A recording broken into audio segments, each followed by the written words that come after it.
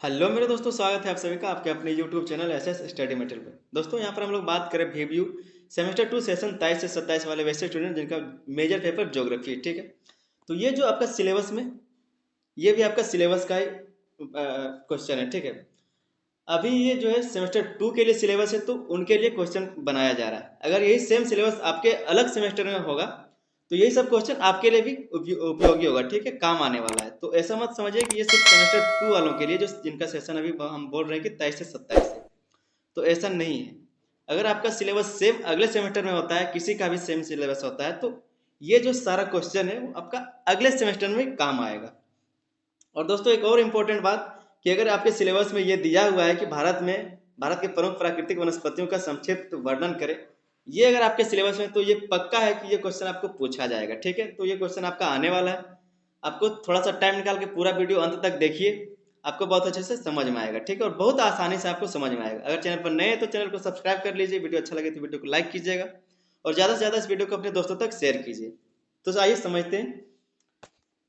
लिखा है कि भारत की प्राकृतिक वनस्पति विविधता से भरी हुई, भारत की प्राकृतिक वनस्पति विविधता से भरी हुई और यह देश के विभिन्न भौगोलिक क्षेत्रों, जलवायु और मिट्टी के प्रकारों के आधार पर विकसित हुई। क्या है कि ये जो प्राकृतिक वनस्पति है वो भौगोलिक क्षेत्रों, जलवायु और मिट्टी के अलग अलग प्रकारों में विकसित हुआ है। तो इसका जो है ये सब प्राकृतिक वनस्पति जो अलग अलग विविधता से भरा हुआ है। ठीक है, फिर आगे है कि यहाँ भारत के प्रमुख प्राकृतिक वनस्पतियों का संक्षिप्त विवरण किया गया है। यहाँ पर जो है भारत के प्रमुख प्राकृतिक वनस्पतियों का संक्षिप्त वर्णन किया गया है। हम लोग जानेंगे इसमें 5 प्रकार को जो आपका एनसीईआरटी से लिया गया। ठीक है, ये जो आपका क्वेश्चन है, अगर आपने ज्योग्राफी पढ़ा हुआ है तो ये जो है आपका 6 क्लास में भी था, 7 में भी था, 8 में भी, 9, 10, 11, 12 सब में ये क्वेश्चन दिया हुआ है। सब में अलग अलग तरीके से दिया हुआ है। ठीक है, जैसे जैसे आपका क्लास बढ़ते जाएगा ना, वैसे वैसे आपका ये सिर्फ भारत में ना रह के पूरे विश्व में फैल जाता है। ठीक है, तो आपको यहाँ सिर्फ पूछा जा रहा है भारत के बारे में, तो आज हम लोग जवाब देंगे भारत के बारे में। और ये क्वेश्चन आपका आएगा, अगर सिलेबस में है तो ये पूछेगा, 5 नंबर में ही क्यों ना पूछे लेकिन पूछेगा। तो हम लोग जानेंगे पांचों को। सबसे जो पहला है वह है उष्णकटिबंधीय सदाबहार या वर्षा वन। क्या बोलते हैं इसको? उष्णकटिबंधीय सदाबहार वन या फिर वर्षा वन। समझते हैं इसमें क्या लिखा है। सब कुछ पॉइंट वाइज लिखा है। ठीक है, बुलेट पॉइंट में हम लोग सिर्फ देखेंगे और पढ़ेंगे, बस आपको समझ में आ जाएगा। लिखा है कि ये उन क्षेत्रों में पाए जाते हैं जहां वर्षा 200 सेंटीमीटर से अधिक होती है। ये जो सदाबहार वन है वो कहाँ पाया जाता है? तो जहाँ पर वर्षा 200 सेंटीमीटर से अधिक होता है। ठीक है, ये इतने घने होते हैं कि सूर्य का प्रकाश जमीन तक नहीं पहुंच पाता है, जिसके परिणाम स्वरूप यहाँ दलदल भूमि पाई जाती है। बहुत घना होने के कारण क्या होता है कि यहाँ पर जो सूर्य का प्रकाश है वो नहीं पहुंच पाता, जिसके कारण जो बारिश होती है, और ये जो सदाबहार वन है यहाँ पर बारिश बहुत होती है, तो इसके कारण क्या है कि जो भूमि है वो दलदली हो जाती है। ठीक है, आगे देखते हैं। आगे लिखा है कि यहाँ की लकड़ियाँ बहुत कठोर होती है। ये अलग अलग समय में अपनी पत्तियाँ गिराती है, जिसके कारण ये वन हमेशा हरा भरा दिखाई देते हैं। क्या बोला जा रहा है कि यहाँ का जो लकड़ी है वो बहुत कठोर होता है, और यहाँ का जो वन है, यहाँ का जो वृक्ष है, वो हर वृक्ष अपने अलग अलग समय में अपना पत्ती को गिराता है, जिससे कि ये वन हमेशा हरा भरा ही दिखाई देता है। आगे लिखा है कि इन वनों का विस्तार अंडमान निकोबार द्वीप समूहों, उत्तर पूर्वी राज्यों के कुछ भागों तथा पश्चिमी घाट की पश्चिमी ढाल की सक्रिय पट्टी में पाए जाते हैं। ये क्षेत्र बताया जा रहा है कि कहाँ पर ऐसा वन पाया जाता है। फिर आगे लिखा है कि प्रमुख वृक्ष, इसमें जो प्रमुख वृक्ष है वो क्या है? तो आपका हो गया महोगनी, एबोनी तथा रोजवुड। ये आपका इस क्षेत्र में पाए जाने वाले प्रमुख वृक्ष हैं। आगे देख लेते हैं दूसरा। दूसरा है आपका उष्णकटिबंधीय पतझड़ वन। जैसा कि आपने बहुत बार सुना होगा, कई बार पढ़ा भी होगा, तो उष्णकटिबंधीय पतझड़ वन, इसमें क्या है कि इन वनों को मानसूनी वन भी कहा जाता है। ये कम घने होते हैं और ग्रीष्म ऋतु में अपनी पत्तियां गिराते हैं।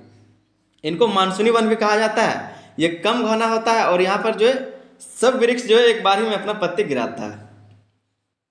ठीक है, तो इससे क्या है कि पतझड़ वन इसलिए कहा जाता है। फिर आगे लिखा है कि हमारे देश के सर्वाधिक क्षेत्रफल में इस प्रकार के वन पाए जाते हैं। हमारा जो देश है इसके अधिकतम भागों में क्या है कि इस तरह का जो वृक्ष है, इस तरह का जो वन है पाया जाता है। ये मध्य प्रदेश, उत्तर प्रदेश, झारखंड, बिहार, छत्तीसगढ़, उड़ीसा तथा महाराष्ट्र के कुछ भागों में पाए जाते हैं। लगभग लगभग राज्यों में ऐसा जो वन है पाया जाता है। ठीक है, हम लोग अपने घर के आसपास में देखें तो ऐसा ही वन का वृक्ष पाया जाता है। हम लोग का जो घर के अगल बगल जो वृक्ष है इसी तरह का है।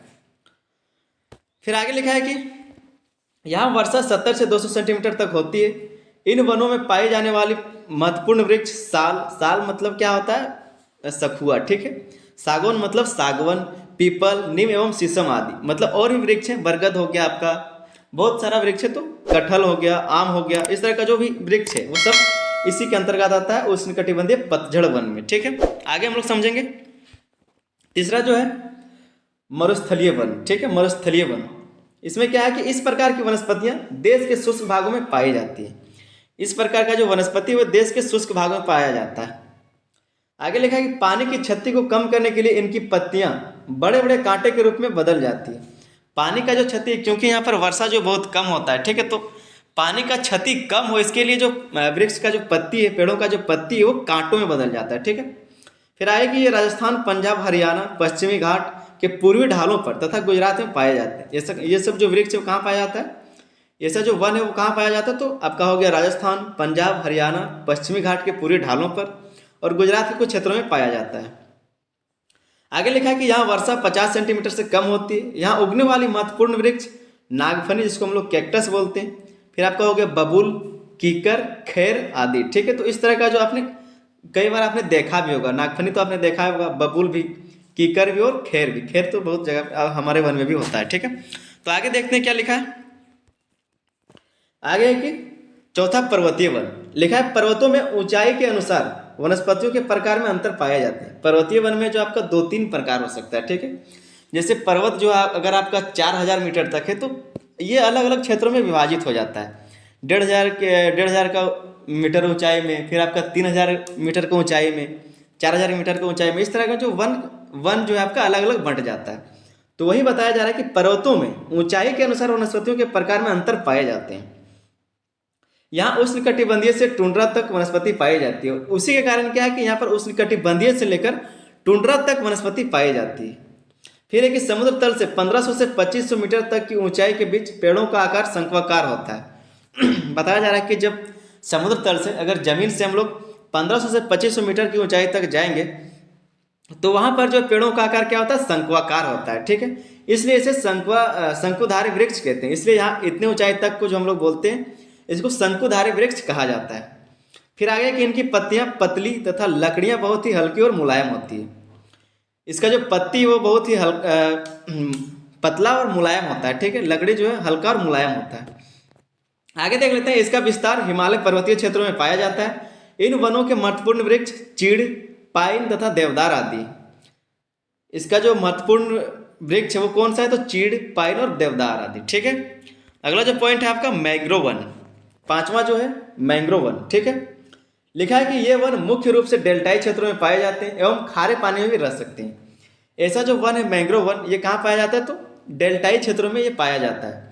खारे पानी में भी रह सकता है। ठीक है, समुद्रों में भी ये रह सकता है। कैसे, लिखा है कि पेड़ों की जड़ें आधा पानी में डूबी रहती है, क्योंकि मैंग्रोव वन जो है वो सुनामी को भी रोकता है। ठीक है, समुद्र से जो सुनामी आता है उसको भी रोकने में ये मददगार होता है, क्योंकि इसका जो जड़ है वो आधा पानी में डूबा हुआ रहता है, आगे जो निकला हुआ रहता है वो भी जड़ जैसा ही होता है। ठीक है, तो ये पानी को रोकता है।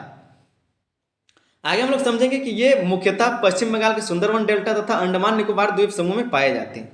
और ये जो मैंग्रोव वन है वो कहाँ पाया जाता है, भारत में। तो भारत में ये पश्चिम बंगाल के सुंदरवन डेल्टा में और अंडमान निकोबार द्वीप समूह में पाए जाते हैं। ठीक है, फिर आगे है कि इस वन के प्रमुख वृक्ष बेंत और सुंदरी है। इसका जो प्रमुख वृक्ष है वो बेंत है और सुंदरी है।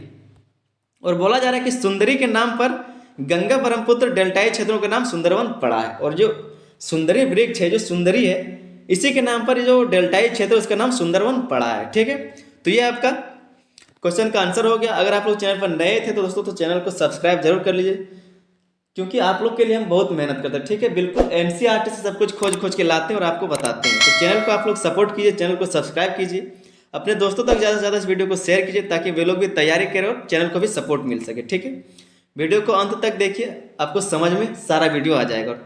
ये जो आपका ज्योग्राफी मेजर का था सारा प्लेलिस्ट बना दिया गया, जाके आप प्लेलिस्ट से तैयारी करिए। सब कुछ आपको एक ही चैनल के एक ही प्लेलिस्ट से मिल जाएगा। ठीक है, उम्मीद करते हैं कि आपको समझ में आया होगा। मिलते हैं अगले वीडियो में, तब तक के लिए धन्यवाद। जय हिंद।